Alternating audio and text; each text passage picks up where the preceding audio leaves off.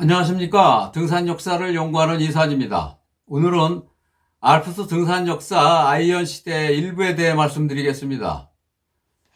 알프스 등산 역사에서 샤머니에 있는 바위봉우리 당디 제항을 1882년 이태리 가이드 조세프 마키나지와 알퐁스 셀라 형제가 초기 피톤이라고 말할 수 있는 철제근 쇠못을 바위 틈새에 망치로 때려박고 100m 고정 로프를 설치하고 등반자를 확보한 후 초등정에 성공을 했습니다.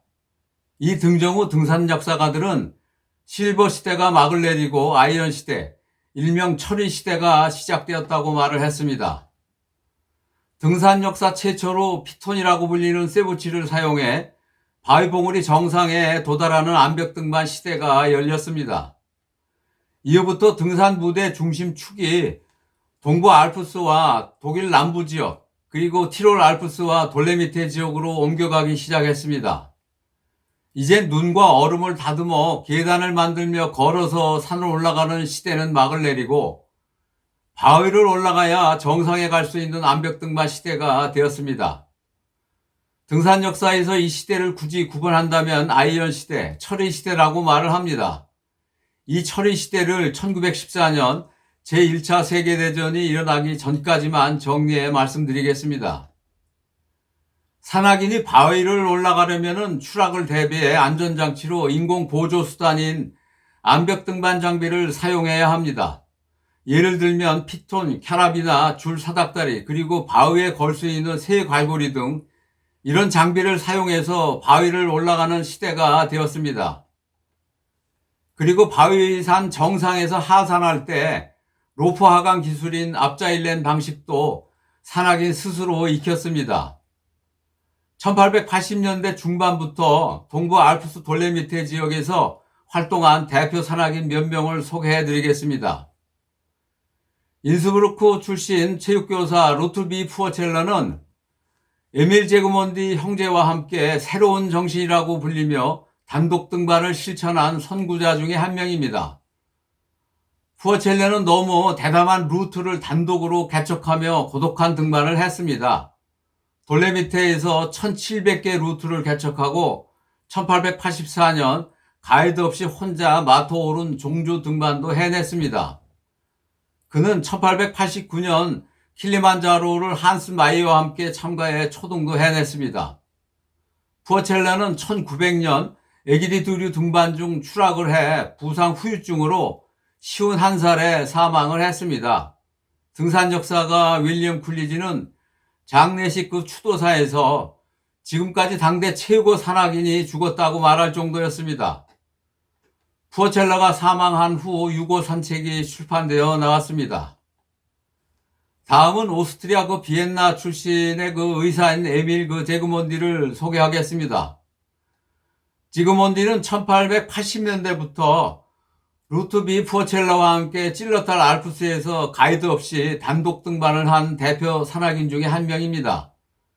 지그몬디 슈피체가 그의 이름을 딴 봉우리입니다. 1885년 메이주 남벽서 신루트를 개척하다 추락사를 했습니다. 그가 죽고 난 후에 유고집이 출간되어 나왔습니다. 오스트리아 비엔나 출신 작가이며 교수인 기도라마를 소개하겠습니다.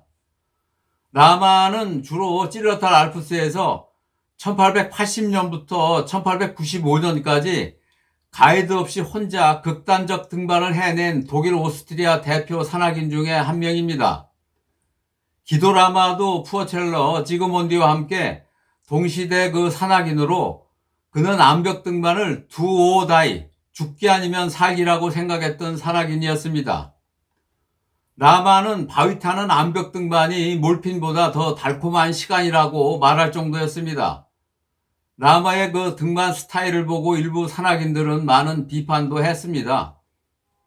1887년 마토 오른 서벽인 일명 페놀 루트를 등반하다 눈사태로 400m를 휩쓸려 내려갔지만 기적적으로 살아나 부상당한 동료 로리아를 구하기 위해 스타펠 알프까지 기어 내려가 구조를 요청한 사건은 아주 유명한 등산 일화로 남아 있습니다.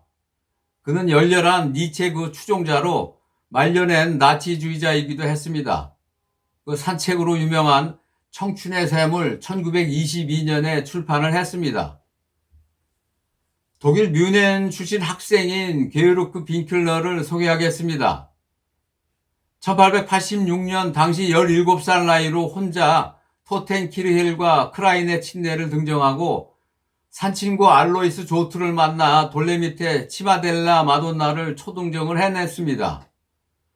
빙클러도 단독 등반 그 선구자 중에 한 사람으로 고독하게 혼자 등반을 했습니다.